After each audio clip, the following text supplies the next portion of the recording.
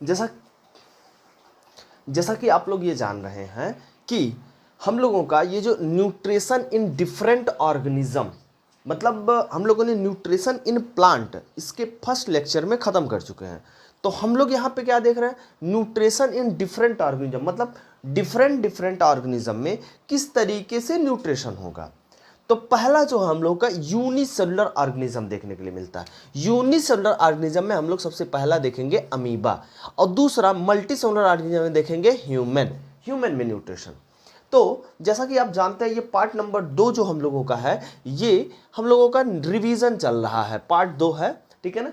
ये nutrition, first part हम लोगों ने न्यूट्रिशन इन प्लांट में देखा था, दूसरा पार्ट हम लोग देख रहे हैं, दूसरे पार्ट में हम देखेंगे न्यूट्रिशन इन ऑर्गेनिज्म, जिसमें यूनिसेलुलर ऑर्गेनिज्म अमीबा और दूसरा हम लोग देखेंगे मल्टीसेलुलर ऑर्गेनिज्म। इस लेक्चर में, सेकंड लेक्चर में हम लोग ये दोनों ही टॉपिक कवर करने वाले हैं, पूरा 100 का 100, क्योंकि रिवीजन है तो नोट लेकर के बैठिए आप लोग, और जो नोट लिखवाया गया है, जो पहले से बताया गया, उस चीज़ को वेल प्रिपेयर रहिए। अगर आपको नोट अगर चाहिए तो हमारे टेलीग्राम बायोश्याम सर पे जाकर के वहाँ से नोट डायरेक्टली ले सकते हैं, वहाँ से देख सकते हैं, और वहाँ से अगर नोट से अगर आप लोग देखेंगे तो फिर आपको लिए बहुत ज़्यादा बेनिफिशियल होगा। तो सबसे पहले हम लोग देखेंगे न्यूट्रिशन इन अमीबा। अमीबा में जो न्यूट्रिशन होता है होलोजोइक न्यूट्रिशन होता है। जैसे कि आप लोगों ने देखा न्यूट्रिशन कई तरह से होते हैं, ठीक है ना, जिसमें पहला जो होता है होलोजोइक होता है, और पैरासाइट होता है, ठीक है ना, पैरासिटिक न्यूट्रिशन, और तीसरा होता है सेप्रोफिटिक न्यूट्रिशन। तो जो हम लोग होल पैरासिटिक भी पढ़ चुके हैं, सेप्रोफिटिक भी पढ़ चुके हैं। पैरासाइट क्या होता है, जो दूसरे के, जो लिविंग बीइंग के ऊपर रह करके उसी से न्यूट्रिशन प्रोवाइड करता है, उसे हम लोग पैरासाइट कहते हैं। सेप्रोफिटिक किसे कहते हैं, जो organism dead and decay matter से फूड को ऑब्टेन करता, उसे हम लोग बोलते हैं सेप्रोफिटिक ऑर्गेनिज्म। तो होलोजोइक क्या होता है, होलोजोइक ऑर्गेनिज्म उसे कहते हैं जो सॉलिड फॉर्म में फूड को खाता है, उसे हम लोग क्या बोलते हैं, होलोजोइक न्यूट्रिशन बोलते हैं। तो ये जो हमारा 3 डिफरेंट, तो होलोजोइक जो सॉलिड फॉर्म में फूड को खाएगा, जैसे अमीबा सॉलिड फॉर्म में फूड खा रहा है, तो ये क्या करेगा, सबसे पहले क्या करेगा, उसको निगलेगा, जिसे हम लोग बोलते हैं इजेशन। उसके बाद क्या करेगा, डाइजेशन, मतलब वो शरीर में उसके जाएगा, डाइजेशन होगा, ठीक है ना। डाइजेशन होने के बाद जो फूड डाइजेस्ट हो जाएगा उसको पचाने का काम करेगा, तो हम लोग क्या बोलते हैं, पचाने के बाद उसको एब्जॉर्ब करने का काम करेगा। मान लो हमने फूड तो डाइजेस्ट कर लिया, डाइजेस्ट करने के बाद वो हमारे शरीर में एब्जॉर्ब भी होगा ना, कि जैसे ब्लड वेसल्स में जाएगा, स्टमक में चला गया फूड, स्टमक से एब्जॉर्ब होकर के हमारे सेल में जहाँ पे जरूरत होगा वहाँ पे जाएगा, ठीक है। एब्जॉर्ब होने के बाद फिर इजेशन का मतलब क्या होता है, ठीक है ना, इजेशन का मतलब होता है फीकस मैटर को एनस से बाहर निकालना, क्या कहलाता है, इजेशन, जैसा कि हमने आपको बताया है। तो अमीबा किस तरह से न्यूट्रिशन करता है, सपोज करिए ये हमारा अमीबा है, ठीक है ना, अमीबा के सामने ये फूड पार्टिकल रखा हुआ है, ठीक है ना, ये इसके हम लोग मान लेते हैं न्यूक्लियस है। तो जो ये फूड पार्टिकल्स को देखेगा तो ये क्या करेगा, अपने शरीर के अंदर से सूडोपोडिया का फॉर्मेशन करना स्टार्ट कर देगा। किसका फॉर्मेशन होगा, सूडोपोडिया का फॉर्मेशन होना स्टार्ट हो जाएगा। सूडोपोडिया, जैसे कि ये जो निकला हुआ है फिंगर लाइक अपेंडेज, ये देखो फूड इसके अंदर घेरा बन गया, ठीक है ना। तो ये फूड लाइक, जो ये फिंगर लाइक अपेंडेज बना हुआ है, इसी को हम लोग बोलते हैं सूडोपोडिया। स्यूडो मतलब होता है झूठा, पोडिया मतलब होता है पैर, तो ये जो सूडोपोडिया है मतलब ये झूठा पैर इसका बन गया। तो देखो ये इजेशन करना स्टार्ट कर दिया, ये क्या कर दिया, इजेशन, इस तरह से अपने बॉडी को फैला करके उस फूड को अंदर ले लेगा। तो अगले स्टेप में अगर हम लोग देखेंगे तो फूड जो होगा वो पूरी तरह से एक फूड वैक्यूल बन गया, इसके अंदर फूड है, इसे हम लोग बोलते हैं फूड वैक्यूल्स। क्या बोलते हैं, फूड वैक्यूल्स। अब इसके अंदर क्या है, फूड वैक्यूल के अंदर फूड है। अब अमीबा क्या करेगा, इसमें डिफरेंट डिफरेंट टाइप्स के एंजाइम डालेगा, डिफरेंट टाइप्स के एंजाइम, तो वो क्या करेगा, डाइजेशन, क्या करेगा, डाइजेशन। तो इसमें जो है फूड वैक्यूल में डिफरेंट टाइप्स के एंजाइम डाल करके उस फूड को डाइजेशन करने के बाद अमीबा क्या करेगा, अगला स्टेप क्या होगा, ठीक है ना, एब्जॉर्प्शन। क्या होगा, मतलब जो फूड डाइजेस्ट हो जाएगा उसको क्या कर लिया जाएगा, एब्जॉर्ब कर लिया जाएगा, वैक्यूल और क्या हो जाएगा, छोटा।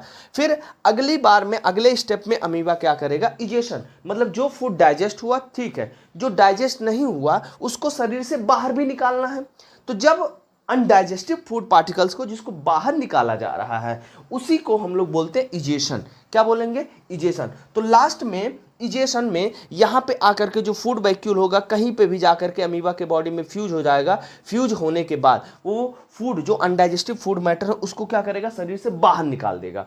जब शरीर से वो बाहर निकल जाएगा तो उसी प्रोसेस को हम लोग क्या बोलेंगे, इजेशन बोलेंगे, ठीक है।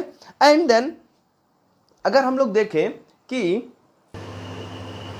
तो हम लोग देख रहे हैं इजेशन, डाइजेशन, एब्जॉर्प्शन, एसिमिलेशन। तो ये क्या हो गया, हम लोग का इजेशन हो गया, सूडोपोडिया फॉर्मेशन हुआ, सूडोपोडिया के फॉर्म में फूड पार्टिकल्स को अंदर ले लिया, फूड वैक्यूल्स बन गया, फूड हो गया। फिर यहाँ पे क्या हो गया, डाइजेशन हो गया। डाइजेशन होने का मतलब इसमें जो फूड पार्टिकल्स थे उसको एब्जॉर्ब कर लिया गया, जो भी उसके काम के थे चीज़ें, एंड देन आफ्टर जो बचा कुचा चीज़ें थी वो बॉडी से बाहर निकाल दिया गया, जिसे हम लोग क्या बोलते हैं, इजेशन। तो ये जो सिंपल सा मैकेनिज्म है ये बोर्ड में बहुत इंपॉर्टेंट है, ये बार बार पेपर हमारे बोर्ड में आता रहता है, ठीक है ना। तो इसीलिए हम लोग इस रिवीजन में इसको कवर कर रहे हैं, इजेशन कर दिए, ठीक है ना। इसमें जनरली जो अनडाइजेस्टिव फूड होता है सेल मेम्ब्रेन से अटैच होता है और उसके बाद इसको क्या होता है, डाइजेशन होता है। देन आफ्टर हम लोग इसके बाद देखेंगे कि जो इजेशन हो रहा है, ठीक है ना, ये जो इजेशन है ये इसका ये कंप्लीट प्रोसेस था अमीबा को लेकर के।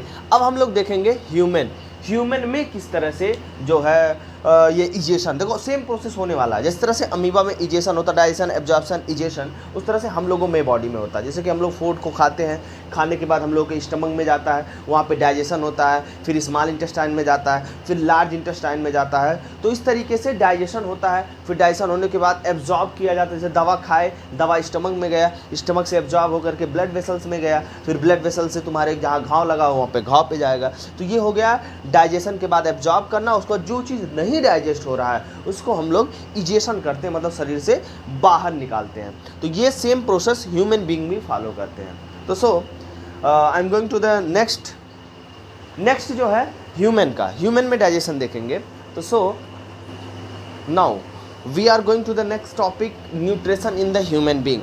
तो ह्यूमन बीइंग का न्यूट्रिशन क्या है, सबसे पहले हम लोग पार्ट 1 समझते हैं। ये जो इसमें जो पार्ट 1 बना है, स्टेप फर्स्ट में हम लोग इसको समझ, देखो अगर डीप समझना है तो हमको पूरी तरह से क्लियर कट अगर रहना है तो सबसे पहले स्टेप 1 समझेंगे। स्टेप 1 समझने के बाद हम लोग इसको देखेंगे स्टेप 2। तो स्टेप 1 में हम लोग का क्या है, स्टेप 1 में कि जो ह्यूमन बीइंग है अमीबा की तरह ही, ह्यूमन बीइंग भी अमीबा की तरह क्या कर रहा है, इंजेशन कर रहा है, डाइजेशन कर रहा है, एब्जॉर्प्शन कर रहा है, इजेशन कर रहा है। मतलब हम लोग अमीबा की तरह ही इंजेशन कर रहे हैं, डाइजेशन कर रहे हैं, एब्जॉर्प्शन कर रहे हैं, इजेशन कर रहे हैं। जैसे अमीबा की है सेम वही प्रोसेस हम लोग भी फॉलो करने वाले हैं, मतलब इजेशन, डाइजेशन, एब्जॉर्प्शन, इजेशन, ठीक है ना। अब देखो इंजेशन में क्या किया हमने, फूड पार्टिकल्स को लिया, निगल लिया, बात खत्म, इजेशन यहाँ पे खत्म हो जाता है। फिर आता है डाइजेशन, आता है क्या आता है, डाइजेशन। तो डाइजेशन में पूरी समस्या है, डाइजेशन में ही पूरी समस्या है कि हमको डाइजेशन ही समझना है। तो डाइजेशन समझने के लिए हम लोग डाइजेस्टिव सिस्टम पे चलाते हैं। तो डाइजेस्टिव सिस्टम हम लोगों ने देखा कि 2 तरीके से होता है, एक हमारा होता है एलिमेंट्रिक कैनाल और दूसरा होता है डाइजेस्टिव। ओके सर, एलिमेंट्रिक कैनाल ये पार्ट है, एलिमेंट्रिक कैनाल ये पार्ट है। डाइजेस्टिव ग्लैंड जो है फूड को जो डाइजेस्ट करने वाला होता है, मतलब जो फूड को डाइजेस्ट करेगा उसी को हम लोग, मतलब डाइजेस्ट करने में हेल्प करेगा, उसे हम लोग क्या बोलेंगे, डाइजेस्टिव ग्लैंड बोलेंगे। तो डाइजेस्टिव ग्लैंड जो फूड को हेल्प करेंगे, सलाइवरी ग्लैंड हमारे माउथ में पाया जाता है, सलाइवरी ग्लैंड। गैस्ट्रिक ग्लैंड हमारे स्टमक में पाया जाता है।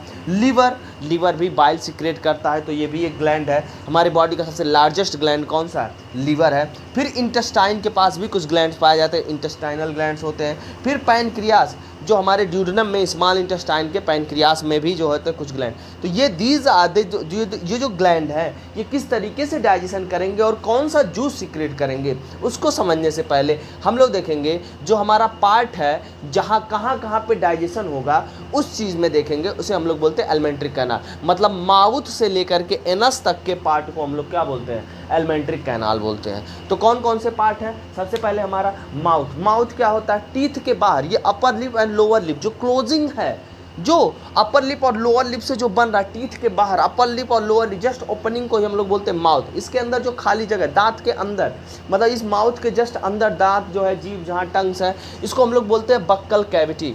बक्कल कैविटी के बाद हम लोग को देखने को मिलता है फायरनेक्स। क्या देखने को मिलता है, फायरनेक्स यहाँ पे जस्ट देखने को मिलेगा जहाँ बक्कल कैविटी खत्म हो रही है, मतलब जहाँ पे फूड पाइप और ट्रैकिया मतलब श्वास नली और फूड नली दोनों जहाँ पे मिलती है उसे हम लोग क्या बोलते हैं, फायरनेक्स बोलते हैं। एंड नेक्स्ट अगर हम लोग बात करें कि ईसोफेगस क्या होता है, देखो ईसोफेगस फायरनेक्स से स्टार्ट होकर के यहाँ से स्टार्ट होकर के यहाँ तक आ जाता है, मतलब यहाँ पे स्टमक होता है, यहाँ पे स्टमक होता है, तो फायरनेक्स मतलब ईसोफेगस पूरा यहाँ तक ले आता है। देन आफ्टर स्टमक देखने को मिलता है, उसके बाद जे शेप स्ट्रक्चर यहाँ पे देखने को मिलेगा, स्टमक देखने को मिलेगा, फिर उसके बाद स्मॉल इंटेस्टाइन देखने को मिलेगा, फिर उसके बाद लार्ज इंटेस्टाइन, लास्ट में रेक्टम, और बाहर जो ओपनिंग है जहाँ से हम लोग फीकल मैटर निकालते हैं उसे हम लोग बोलते हैं एनस। उसे क्या बोलते हैं? एनस। तो हमारे ये जो डिफरेंट टाइप्स के जो पार्ट आप देखने चाह रहे हैं, ये जो पार्ट है ये हमारे क्या हैं? एलिमेंट्री कैनाल के पार्ट हैं। अब ये जो एलिमेंट्री कैनाल के पार्ट है ये वेरी इंपॉर्टेंट है। इन सब के पार्ट्स के बारे में हमको एक एक करके पढ़ना पड़ेगा। Then after we are going to the discussing about the digestive gland, salivary gland, gastric gland, liver, intestinal gland, pancreas, ठीक है ना। फिर जब हम लोग डाइजेशन हो जाएगा तो हम लोग 2-4 लाइन में समझेंगे एब्जॉर्प्शन क्या होता है, मतलब वही फूड को डाइजेशन होने के बाद एब्जॉर्ब कर लिया जाएगा, एब्जॉर्प्शन हो जाएगा। फिर उसके बाद लास्ट में हम एनस के थ्रू फीकल मैटर को बॉडी से बाहर निकाल देंगे, उसे हम लोग क्या बोलेंगे? इजेशन बोलेंगे। क्या बोलेंगे? इजेशन। तो now we are going to the elementary canal, ठीक है ना। और कुछ बच्चे कहेंगे सर ये डाइजेस्टिव सिस्टम क्या होता है? देखो डाइजेशन क्या होता है? Digestion is a complex process. ये कम्प्लेक्स प्रोसेस है जिसमें कम्प्लेक्स फूड पार्टिकल को with the help of enzyme simple में तोड़ा जाता है। मतलब डाइजेस्टिव सिस्टम में जो डाइजेशन होता है वो क्या करता है? कम्प्लेक्स फूड पार्टिकल को with the help of enzyme, ये जो एंजाइम जो ये प्रोड्यूस करेगा डाइजेस्टिव ग्लैंड, इसकी सहायता से सिंपल में तोड़ना ही क्या कहलाएगा? डाइजेशन कहलाएगा, ठीक है ना।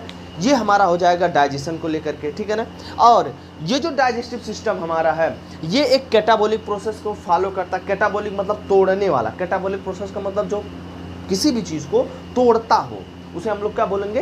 कैटाबॉलिक प्रोसेस बोलेंगे। और वहीं हमारा जो एलिमेंट्री कैनाल, तो हम लोग देखेंगे कि एलिमेंट्री कैनाल जो है एक बहुत लंबी ट्यूब होती है बाबू, करीब 6 से 7 मीटर लंबी ट्यूब होती है। 1 मीटर इतना होता है। अब ये समझ लीजिए 6 से 7 मीटर लंबी जो होती है हमारी क्या होती है? एलिमेंट्री कैनाल होती है। ये करीब अप्रॉक्स जो है, अप्रॉक्स डाटा अलग अलग में लोगों में वेरी हो सकता है और डिफरेंट देखने के लिए मिल भी सकता है, ऐसा नहीं कह सकते हम। तो हम लोग चल रहे हैं देखने कि ये जो हमारा एलिमेंट्री कैनाल है ये माउथ से स्टार्ट करेंगे। माउथ क्या है? माउथ कुछ नहीं है। माउथ एक अपर मतलब consist of the upper lip and lower lip is called the mouth. Mouth कुछ नहीं है, बस upper lip and lower lip से जो बना हुआ।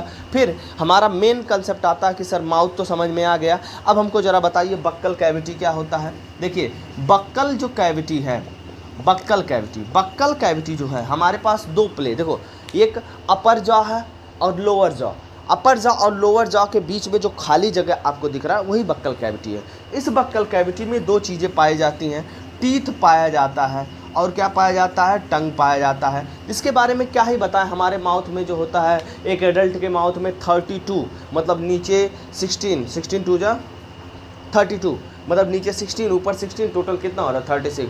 बच्चों में पाया जाता है टोटल 20 पाया जाता है, ठीक है ना। तो टीथ जो होता है हमारा, टीथ होता है, टीथ में हम तो हम पूरे लेक्चर को रिकॉर्ड कर चुके थे, लेकिन बीच में क्या हुआ, समस्या ये हुआ कि मैं जब कंप्लीट पढ़ाने के बाद मैं गया देखा वीडियो प्ले करने की कोशिश किया, मतलब मैं सोचा सेव हो गया होगा, तो हुआ क्या कि सेव ही नहीं हुआ। मतलब पूरा जो है यहाँ से मुझे फिर से रिकॉर्ड करना पड़ रहा है।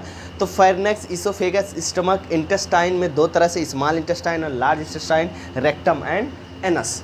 बाबू हो जाता है कभी कभी 1 घंटे के लेक्चर कई घंटे लग जाते हैं करने में, ठीक है ना। फेरनेक्स क्या होता है? फेरनेक्स वो पॉइंट है जहाँ पर एयर एंड फूड दोनों आकर के मिलते हैं। मतलब कि जो श्वास नली होता है और फूड नली, जैसे कि सांस जब हम लोग ले रहे हैं तो जा कर के यहाँ पे मिल रहा है, यहाँ पे पीछे, ठीक है ना। और फूड जो खा रहे हैं फूड भी जा कर के वहाँ पे मिलता है। तो श्वास नली और फूड नली दोनों एक ही जगह पे जहाँ पे मिलती है उसे हम लोग बोलते हैं फेरनेक्स। फिर इसोफेगस यहाँ से लेकर के स्टमक तक ले, मतलब एक पतली सी जो है क्या है? ट्यूब है, जिसे हम लोग क्या बोलते हैं? इसोफेगस। देन आफ्टर आता है स्टमक। स्टमक क्या होता है? जो जे शेप्ड का जो स्ट्रक्चर होता है, कौन सा होता है? जे शेप्ड का स्ट्रक्चर। जैसा कि आप लोग देखे होंगे इसोफेगस यहाँ से आया, इस तरह से जो स्ट्रक्चर क्रिएट कर दिया वही हमारा क्या हो गया? जे शेप्ड का जो स्ट्रक्चर हो गया उसे हम लोग क्या बोलते हैं? स्टमक बोल रहे हैं, ठीक है ना। एंड देन अगर हम लोग देखें स्टमक के बाद कि स्टमक के बाद हम लोग क्या देख सकते हैं? इंटेस्टाइन। जे शेप्ड का स्ट्रक्चर जनरली हम लोग यहाँ पे क्या बोलते हैं? स्टमक बोलते हैं। इट इज़ सिचुएटेड कहाँ है? फेरनेक्स के जस्ट बिलो है, इंटेस्टाइन के जस्ट ऊपर है, ठीक है ना। तो ये हम ऐसे बोल सकते हैं कि और इसके जस्ट नीचे मतलब कि ये जो स्टमक होता है जस्ट बिलो द इसी के जस्ट ऊपर डायफ्राम भी पाया जाता है। डायफ्राम जो होता है वो सांस लेने में क्या करता है, हेल्प करता है। इसको रिस्पायरेशन में भी देख लेंगे हम लोग डायफ्राम को लेकर के, ठीक है ना। फिर हमारा आता है स्मॉल इंटेस्टाइन। स्मॉल इंटेस्टाइन वो जगह है जहाँ पे कंप्लीट डाइजेशन होता है। स्मॉल इंटेस्टाइन क्या होता है, वो जगह है जहाँ पे क्या होता है, कंप्लीट डाइजेशन होता है। स्मॉल इंटेस्टाइन अगर आप देखेंगे तो ये जो है हमारा जे शेप्ड के बाद इस तरह से ढेर सारा ऐसे क्वाइल्ड स्ट्रक्चर आपको देखने के लिए मिलता है जो स्टमक में, वही जो होता है आपका क्या होता है, इंटेस्टाइन, स्मॉल इंटेस्टाइन। ये ढेर सारा, ये ड्यूडेनम है, ये स्मॉल इंटेस्टाइन का ही पार्ट है, ड्यूडेनम है। तो ये जो स्मॉल इंटेस्टाइन है ये सबसे लार्जेस्ट जो है इस एलिमेंट्री कैनाल का सबसे लार्जेस्ट पार्ट कौन सा है, स्मॉल इंटेस्टाइन है। सेकंड, अगर हम लोग इसको देखें तो ये कम्प्लीटली ऐसे कम्पैक्ट एक स्ट्रक्चर बनाता, मतलब पूरी तरह से एक फिटेड कम्पैक्ट है, बिकॉज ये बहुत ज़्यादा क्वाइलिंग है, इसीलिए कम्पैक्ट होकर के एक ही जगह पे बिटुरा होता है, ठीक है ना। अब ये जो स्मॉल इंटेस्टाइन होता है ये दो तरीके से देखने के लिए मिलता है, एक हर्बीवोरस एनिमल में और एक होता है कार्निवोरस। हर्बीवोरस एनिमल्स जो होते हैं, ठीक है ना, वो उनमें जो ये स्मॉल इंटेस्टाइन होता है वो क्या होता है, छोटा होता है। हर्बीवोरस में स्मॉल इंटेस्टाइन बड़ा होता है, वहीं कार्निवोरस में स्मॉल इंटेस्टाइन छोटा होता है, ठीक है ना। इसका फंक्शन देख लेते हैं स्मॉल इंटेस्टाइन का। इसका जो फंक्शन होता है ये फूड को कम्प्लीटली डाइजेस्ट करने का काम करता है, मतलब पूरी तरह से डाइजेशन यहीं पे होगा, ठीक है ना। ये जो स्मॉल इंटेस्टाइन है इसी में ऐसे ऐसे फिंगर लाइक अपेंडेज देखने को मिलते हैं, जिसे हम लोग बोलते हैं विलाई। वेरी इंपॉर्टेंट टॉपिक, ठीक है ना। ये जो विलाई है, विलाई में यहाँ पे छोटे छोटे क्या पाए जाते हैं, माइक्रो विलाई। ये क्या करते हैं, जो फूड डाइजेशन हो जाता है तो एब्जॉर्ब करने का काम करते हैं। इसमें दो तरह से वेसल्स पाए जाते हैं, एक पाया जाता है ब्लड वेसल्स, ठीक है ना, और एक पाया जाता है लिम्फ। तो बात ध्यान रखिएगा, ब्लड वेसल जैसे ग्लूकोज हो गया, प्रोटीन हो गया, जो छोटे छोटे माइक्रो मार्कल्स जो ये सब पार्टिकल्स हैं इनको एब्जॉर्ब करने का काम करता है। वहीं लिम्फ जो होता है ये जो होता है फैट को डाइजेशन करने के बाद फैट को मतलब एब्जॉर्ब करने का काम करता है ये, ठीक है ना। क्लियर हो गई बातें। एंड देन विलाई का क्या काम है, ये फूड को डाइजेशन होने के बाद एब्जॉर्ब करने का काम करता है। फिंगर लाइक अपेंडेज है जो हमारे स्मॉल इंटेस्टाइन में होता है, ठीक है ना। ये बात आप ध्यान रखिएगा। लार्ज इंटेस्टाइन क्या होता है, लार्ज इंटेस्टाइन जो होता है डाइजेशन होने के बाद जो रेस्ट ऑफ द पार्ट होता है वो होता है। तो कहेंगे सर क्या होता है, देखिए यहाँ से ऐसे अगर हम ऐसे निकालें तो ये जो स्ट्रक्चर आपको देखने के लिए मिल रहा है, यहाँ से ऐसे करके फिर ऐसे घुमा करके फिर ऐसे जो स्ट्रक्चर आता है, आपने बुक में देख लीजिए, इस तरह से स्ट्रक्चर जो आता है इसी को हम लोग बोलते हैं लार्ज इंटेस्टाइन। मतलब यहाँ से स्टार्ट होता है लार्ज इंटेस्टाइन, से घूमते घूमते घूमते यहाँ पे आता है। ये पार्ट हमारा एनस होता है, ये पार्ट हमारा रेक्टम होता है, ठीक है ना, क्लियर। और यहाँ पे एक पार्ट देखने को मिलता है जिसे हम लोग बोलते हैं अपेंडिक्स।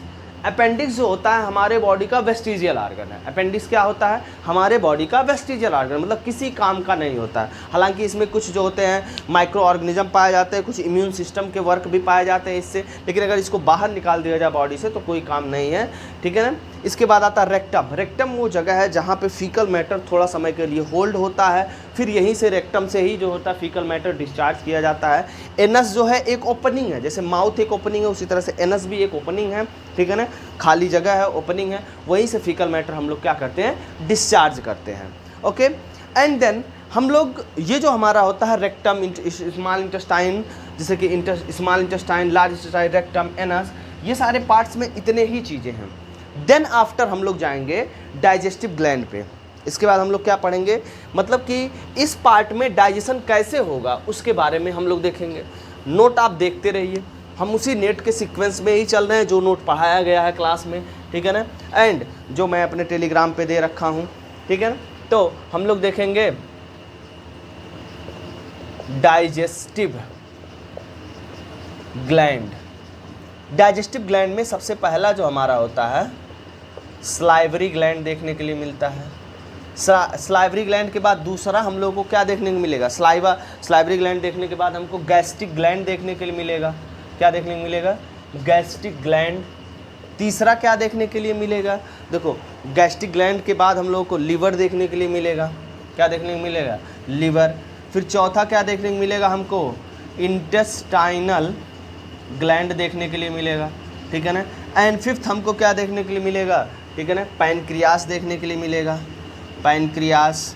अब बात आती है कि सर स्लाइवरी एमाइलेज, जो देखो स्लाइवरी एमाइलेज जो होता है क्या करता है, स्टार्च को in the presence of ptyalin, ये किस में कन्वर्ट करता है, किस में कन्वर्ट करता है, शुगर में कन्वर्ट करता है। काफ़ी देर तक ले अगर अपने माउथ में आप चाहे राइस को चाहे आप राइस को या फिर चपाती को अगर ज़्यादा देर तक चबाएंगे तो मीठा लगने लगता है। मीठा क्यों लगने लगता है? क्योंकि ज़्यादा देर तक चबाने पर स्टार्च जो होता है टाइलिन की उपस्थिति में शुगर में कन्वर्ट हो जाता है, तो हमको वो स्वाद में कैसा लगने लगता है? मीठा लगने लगता है। तो ये सलाइवरी ग्लैंड का एक मेजर फंक्शन है। साथ ही साथ ये कुछ ऐसे एंजाइम भी प्रोड्यूस करता है जो हमारे बैक्टीरिया को माउथ में मारने का भी काम करता है, ठीक है ना। एंड देन गैस्ट्रिक ग्लैंड में दो चीज़ें होती है, एक HCl होता है और एक होता है, ठीक है ना, प्रो एंजाइम पेप्सिनोजन होता है। पेप्सिनोजन, प्रो एंजाइम पेप्सिनोजन का जब स्टमक का pH 2 हो जाता है तो ये प्रो एंजाइम पेप्सिनोजन को पेप्सिन में कन्वर्ट कर देता है। पेप्सिन का काम क्या होता है? पेप्सिन का काम है प्रोटीन को कन्वर्ट करना। पेप्सिन का काम है प्रोटीएज में कन्वर्ट करना, ठीक है ना, प्रोटीन को, ठीक है ना। ये जो है प्रो एंजाइम पेप्सिनोजन pH जब HCl जो होता है, ये प्रो एंजाइम पेप्सिनोजन एक इनएक्टिव एंजाइम है, इसको pH जब 2 होता है तो ये कन्वर्ट हो जाता है, ठीक है ना, किस में कन्वर्ट हो जाता है? पेप्सिन में। किस में कन्वर्ट हो जाता है? पेप्सिन में कन्वर्ट होता है। पेप्सिनोजन है ये, सॉरी पेप्सिनोजन, ठीक है ना, पेप्सिन में कन्वर्ट होता है, ठीक है ना। अब ये जो पेप्सिन है, ये पेप्सिन क्या करता है? पेप्सिन क्या करता है? प्रोटीन को प्रोटीएज में कन्वर्ट करता है, ठीक है ना, मतलब एक अलग तरीके से है, ठीक है ना। वहीं लीवर का सबसे बड़ा काम क्या है? ये बाइल जूस प्रोड्यूस करता है। क्या करता है? बाइल जूस, सबसे बड़ी इंपॉर्टेंट चीज़ है। ये जो है लीवर जो होता है ये बाइल जूस प्रोड्यूस करता है, ठीक है ना। अब ये जो बाइल जूस है, ध्यान दीजिएगा, बाइल जूस क्या करता है? ये फैट का, ये मतलब मान लो फैट का बहुत बड़ा मॉलिक्यूल्स है, इस पे काम करेगा। काम करने के बाद इस फैट को छोटे छोटे ऐसे छोटे छोटे मॉलिक्यूल्स में तोड़ देगा। छोटे छोटे मॉलिक्यूल्स में तोड़ने के बाद ये स्मॉल मॉलिक्यूल्स बन जाएंगे। कैसे मॉलिक्यूल्स बन जाएंगे? छोटे छोटे जो है ये स्मॉल मॉलिक्यूल्स बन जाएंगे, मतलब बड़े फैट को छोटे छोटे मॉलिक्यूल्स में तोड़ दिया गया। इस प्रोसेस को हम लोग बोलते हैं इमल्सिफिकेशन। क्या बोलेंगे? इमल्सिफिकेशन। इस प्रोसेस को फैट के बड़े मॉलिक्यूल्स के छोटे पार्ट में तोड़ना ही क्या कहलाता है? इमल्सिफिकेशन। ये कौन करता है? बाइल। बाइल कहाँ से निकलता है? लीवर से, ठीक है ना। फिर ये जो हमारा हो गया कौन काम? लीवर का काम हो गया। फिर हम लोग देखते हैं इंटेस्टाइनल ग्लैंड। इंटेस्टाइनल ग्लैंड जो होता है ये इंटेस्टाइन सिक्रेट करता है। इसमें एमाइलोपैक्टिन होता है, प्रोलाइटिक एंजाइम होता है, लिप्टोलिटिक एंजाइम होता है। ये जो एंजाइम एक्चुअल में होते हैं ये दूसरे एंजाइम को एक्टिवेट करने का, जैसे कि एमाइलोलिटिक एंजाइम जो होता है एमाइलेज को एक्टिवेट करने के लिए काम करता है। प्रोलेटिक एंजाइम जो होता है, ठीक है ना, पेप्सिन को मतलब एक्टिवेट कर, लेटिक एंजाइम को एक्टिवेट करने के लिए होता है। लिप्टोलिटिक लाइपेज को एक्टिवेट करने के लिए होता है। तो ये जो इंटेस्टाइनल ग्लैंड्स में जो एंजाइम जो मैं आपको बुक में देखने के लिए मिल रहा है ये इस तरह के एक्टिवेट करने के लिए होते हैं। फिर जो हमारा पैनक्रियास होता है, पैनक्रियास डिफरेंट टाइप्स के जो होते हैं जूस प्रोड्यूस होते हैं, जिसमें कुछ करके जो कौन कौन से होते हैं? एमाइलेज होता है। एमाइलेज जो होता है जनरली स्टार्च, जो बचा हो कुछ स्टार्च है उसको डाइजेस्ट करने का काम करेगा, ठीक है ना। फिर टाइलिन है, ठीक है ना, सॉरी टाइलिन नहीं, ट्रिप्सिन है, ठीक है ना। ये जो ट्रिप्सिन होता है ये हमारे कहीं ना कहीं प्रोटीन को डाइजेस्ट करने का ही काम करेगा, ठीक है ना। देन आफ्टर हमारा लाइपेज होता है, फैट जब छोटे पार्ट में टूट जाता है तो उसको डाइजेस्ट करने का काम करता है। तो ये पैनक्रियास का डाइजेशन हो गया, एमाइलेज, ट्रिप्सिन, इन सब चीज़ों को डाइजेस्ट करने का काम करता है। डाइजेशन का इतना प्रोसेस जो है अगर हम लोग समझ लेते हैं तो समझते हैं कि हम लोगों ने most of the topic cover कर लिया। आफ्टर दैट इसके बाद हम लोग देखेंगे कि हम लोग इसके बाद इजेशन देखेंगे। इजेशन क्या होता है? हम जब फूड को निगलते हैं उसी को हम लोग बोलते हैं इजेशन। फूड को निगलना ही क्या कहलाता है? इजेशन। तो हमने फूड को क्या कर लिया? निगल लिया। डाइजेशन का क्या मतलब हुआ? हमने फूड को क्या कर दिया? डाइजेशन कर दिया। तो हम आप लोग देख रहे होंगे कि फूड को हम लोगों ने माउथ में लिया, माउथ में लेने के बाद उसको कूचा, मस्टिकेट किया, कूचने के बाद उसको बोलस में कन्वर्ट कर दिया और उसको हमने फिर क्या कर लिया? निगल गए, ठीक है ना। स्लाइवा और फूड जब दोनों आपस में मिल जाता है तो वो मस्टिकेट हो जाता है, और मस्टिकेट होने के बाद हम उसको क्या कर लेते हैं, निगल लेते हैं। निगलते हैं तो कहाँ जाता है, डाइजेशन के लिए जाता है। कहाँ जाता है, डाइजेशन के लिए। जैसा कि आपने छोटा छोटा पढ़ ही लिया था, उन सारे डाइजेशन के प्रोसेस को हम लोग चाहें तो ऐड कर लें। जैसे कि क्या क्या है, वही बुक में दोबारा फिर से लिखा गया है कि डाइजेशन में माउथ में जो होता है, जो स्टार्च होता है वो जनरली क्या होता है, डाइजेस्ट हो जाता है, शुगर में कन्वर्ट हो जाता है। वहीं प्रोटीन जो होता है पेप्सिन की उपस्थिति में किस में कन्वर्ट होता है, पेप्टोन में, प्रोटीएज में, ठीक है ना, इन सब में कन्वर्ट हो जाता है। वहीं फैट जो है, इमल्सिफाई फैट जो होता है वो बाइल जूस की उपस्थिति में स्मॉल ग्लोम्युल्स में कन्वर्ट होता है। ये सब प्रोसेस जो है डाइजेशन के प्रोसेस है, जो हमने आपको डाइजेस्टिव सिस्टम में एक एक स्टेप में समझाया है, बताया है, ठीक है ना। और लास्ट में हम लोगों का कंप्लीट डाइजेशन हो जाता है, और वो डाइजेशन जैसे कार्बोहाइड्रेट को मल्टोएज नाम का एंजाइम डाइजेस्ट करके ग्लूकोज में कन्वर्ट कर देता है। वहीं डीएनए आरएनए को न्यूक्लियेज नाम का एंजाइम प्रोड्यूस होता है, न्यूक्लियोटाइड में कन्वर्ट कर देता है। देन आफ्टर हम लोग का आता है एब्जॉर्प्शन। बाबू इसमें क्या ही कहना, एब्जॉर्प्शन सभी लोग कहते हैं जब फूड डाइजेशन हो गया है तो ग्लूकोज को, ठीक है ना, और न्यूक्लियोटाइड्स को, एमाइनो एसिड को, इन सब को एब्जॉर्ब कर लिया जाता है ब्लड में। क्या कर लिया जाता है, एब्जॉर्ब। तो एब्जॉर्ब करना ही क्या कहलाता है, एब्जॉर्प्शन कहलाता है, ठीक है ना। जैसे कि विलाई होता है, विलाई क्या करेगा, फूड को क्या कर लेगा, एब्जॉर्ब कर लेगा। जो ग्लूकोज है और डिफरेंट टाइप्स के एंजाइम है उनको क्या कर लेगा, एब्जॉर्ब कर लेगा। इसी में जो होते हैं छोटे छोटे अमाउंट्स में, अगर हम लोग देखें, न्यूमरस लैक्टल्स भी पाए जाते हैं, मतलब वही बिलाई में ही पाए जाते हैं, ठीक है ना। और ये होते हैं, ठीक है ना। एक आता है पेरिस्टलेटिक मोमेंट, जब फूड को नीचे की तरफ धकेला जाता है तो मोमेंट होता है, इस तरह का ऐसे ऐसे करके मोमेंट होता है, जिसे हम लोग बोलते हैं पेरिस्टलेटिक मोमेंट। क्या बोलते हैं, पेरिस्टलेटिक मोमेंट, ऐसे ऐसे करके मोमेंट होता रहता है, ठीक है ना।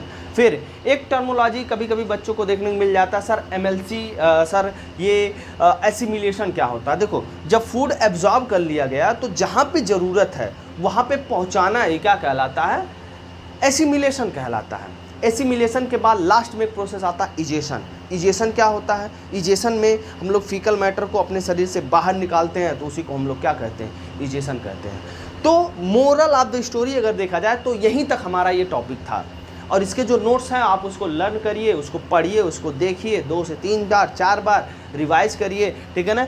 और अगर कोई इसके बाद भी अगर आपको नोट में कोई डाउट रह जाता है, और इससे ज़्यादा आपको मैं 100% कहता हूँ कभी भी बोर्ड में आएगा ही नहीं, जितना मैं बता दिया ये ब्रह्मास्त्र है, ठीक है ना। तो फिर मिलते हैं हम लोग नेक्स्ट वीडियो में, और नेक्स्ट वीडियो हम लोग का होगा रिस्पायरेशन, और रिस्पायरेशन का भी नोट हम भेजेंगे, इसका भी नोट हम लोग भेजेंगे, और भेज करके नोट हम लोग देखेंगे, ठीक है ना। ज़्यादा से ज़्यादा इसको देखिए, नहीं समझ में आए तो बताइए, फिर हम लोग इस पर एक दूसरी चर्चा बैठाते हैं, ठीक है ना। Thank you class.